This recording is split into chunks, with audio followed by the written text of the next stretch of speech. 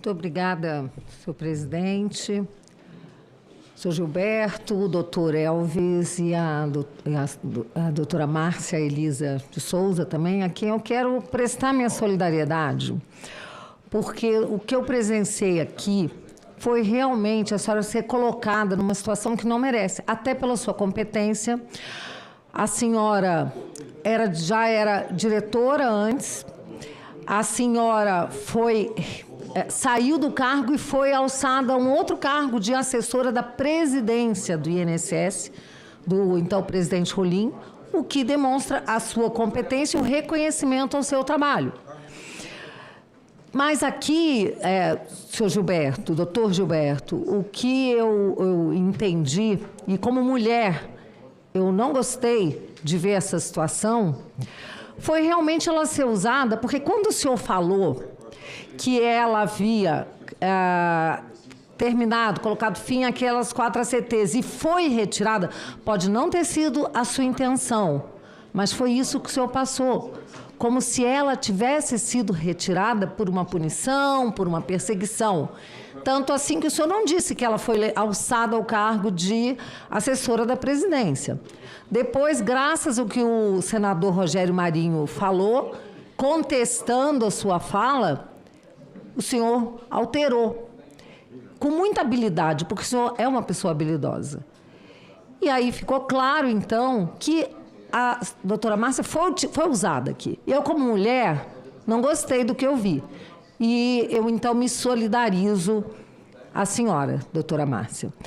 Quero dizer que, assim como o senador Girão, eu também estava bastante impressionada com a sua apresentação. E isso mostra, sem sombra de dúvidas, que o senhor é um técnico capaz e tem tomado várias providências para melhorar a questão do INSS, trouxe soluções.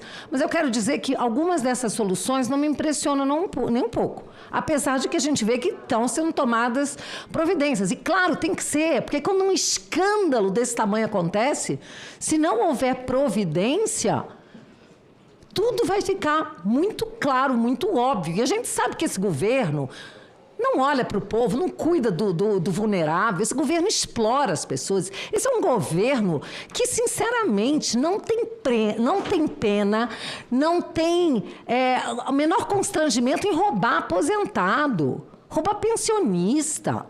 É um governo que, pelo amor de Deus, todas as vezes que esteve no poder só causou prejuízo ao país. Aí vem falar que eles têm números maravilhosos. Pega as estatais. Esse é um governo que está destruindo o Brasil. Se Deus quiser, em outubro nós vamos tirar esse governo e nós traremos um governo de direita, que cuide do povo, que tenha amor, que seja patriota.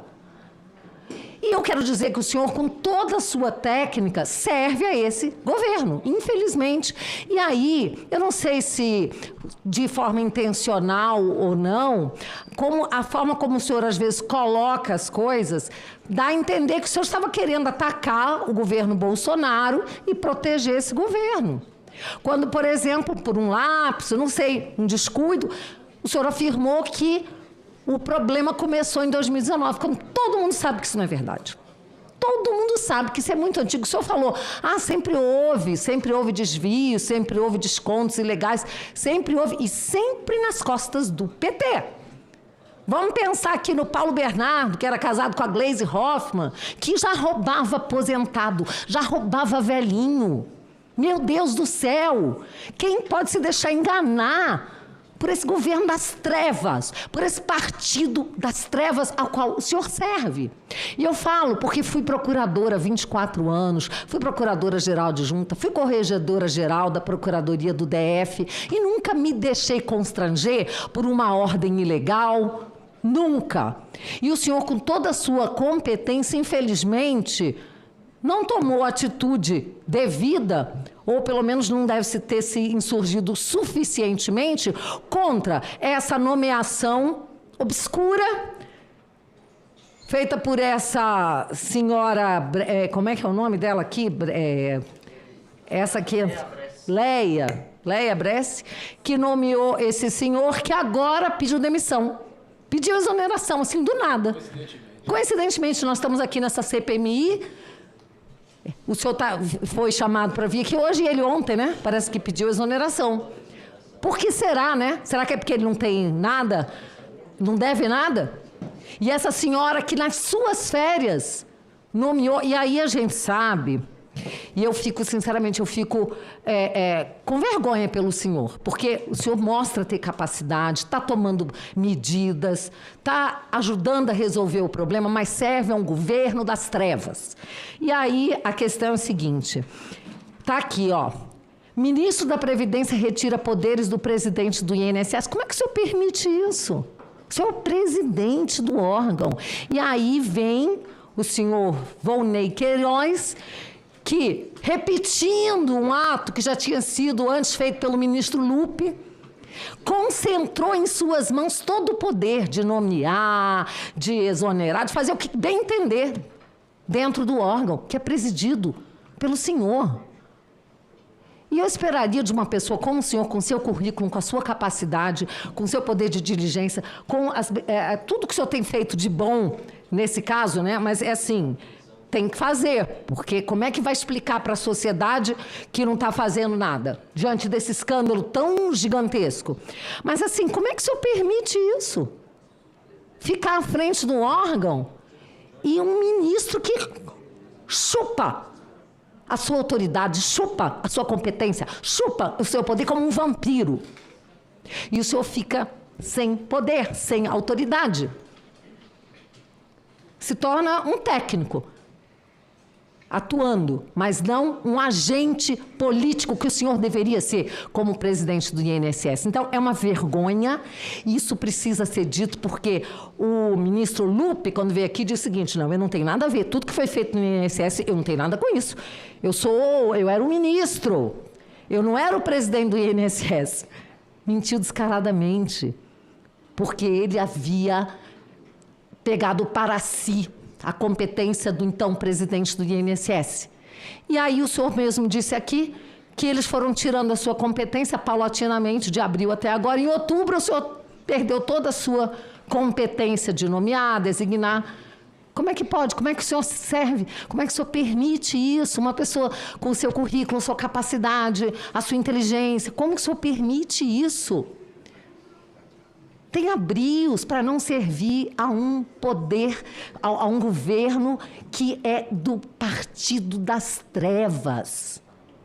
O povo não aguenta mais, o povo está sofrendo as filas. O Lula vai e promete, vou acabar com as filas. A fila triplica. O Lula, então, é o campeão da mentira. Todas as promessas, vou dar picanha, dar abóbora. São quantas promessas? E aí eu pergunto a um servidor de carreira, como o senhor que ocupou tantos cargos e fez tantos atos importantes, como o senhor citou aqui, tantas iniciativas importantes, que a gente fica feliz de saber que foram adotadas. Então, como é que o senhor, um funcionário de brios, consegue servir ao partido das trevas? E me desculpa, porque eu estou aqui, porque aí os servidores ficam felizes. Não, os servidores ficariam muito mais felizes se tivessem, talvez, um presidente que pusesse o pé na porta, que não permitisse um governo que faz o que esse governo está fazendo. E aí a gente tem que ficar aqui, senador Gerão, ouvindo a mentirada da petezada aqui. Porque o governo do Lula, que está resolvendo tudo, que investiga, porque a culpa é do Bolsonaro. Pelo amor de Deus, pelo amor de Deus, eu sei que é função de vocês fazerem isso, vocês estão aqui cumprindo um papel. Mas está vergonhoso demais, vocês estão passando muita vergonha. Mas a tal ponto de ter um deputado aqui dessa comissão que posta foto fake nas redes sociais, que coloca o presidente Bolsonaro, o presidente Roberto Campos Neto, o melhor presidente que já houve no Banco Central, junto com o Vorcaro, quando a gente sabe que quem esteve com o Vorcaro é o Lula. A foto do Lula com ele é verdadeira. A do Bolsonaro é falsa. É com esse tipo de gente que você está lidando. Cai fora. Cai fora. Para o seu bem. Pela sua honra. Não sirva ao governo das trevas. Eu não tenho nenhuma pergunta a fazer, porque acho que tudo que tinha que ser perguntado já foi perguntado. Tudo que tinha que ser revelado está sendo revelado. Eu espero, senhor presidente, o Vorcaro aqui para abrir a boca e falar. Porque, PT não quer investigar Master coisíssima nenhuma. Assinem a CPMI. Aí o outro vem dizer que a gente dá tiro no pé, porque a gente consegue montar CPI. Claro, vocês são ótimos para roubar. Até roubar as CPIs vocês roubam. Mas aqui não conseguiram roubar a presidência nem a relatoria, tá?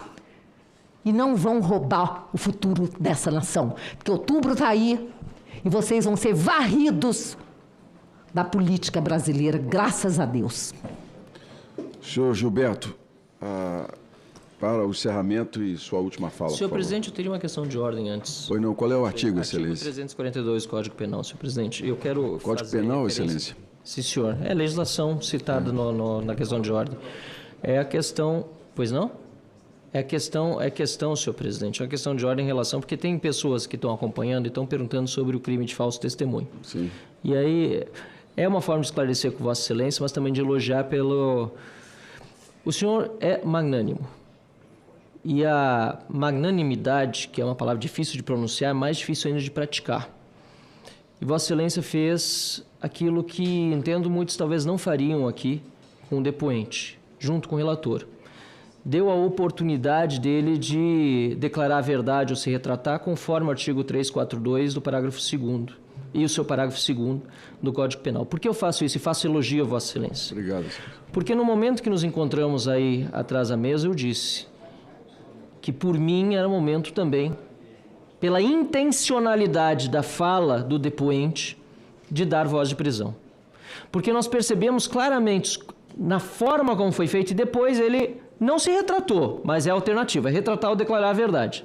Ele se desdisse e falou aquilo que nós fingimos que acreditamos, que uma frase não tinha a ver com a outra. Aliás, eram duas orações dentro de uma mesma frase separadas só por uma vírgula, que não teria uma coisa a ver com a outra. E aqui, o mais bobo se elegeu deputado ou senador, como se diz aqui no Congresso Nacional o tempo todo, e a gente fingiu que acreditou, que ele não quis fazer o que fez com a servidora que está aqui e conosco, com os deputados e senadores, falando uma inverdade. Por isso, senhor presidente, quero elogiá-lo, fazendo essa questão de ordem baseada no artigo 342 e explicando a quem está nos ouvindo. Sim, pelo Código Penal, o senhor poderia dar voz de prisão imediata, mas o senhor foi magnânimo e deu ao relator e a todos nós aqui a oportunidade de ouvir uma segunda vez o depoente, que se corrigiu, falou a verdade e, não obstante, até gostaria, seria bom se retratar ainda, que se retratasse, inclusive com a servidora que aqui está, porque seria também um sinal de magnanimidade.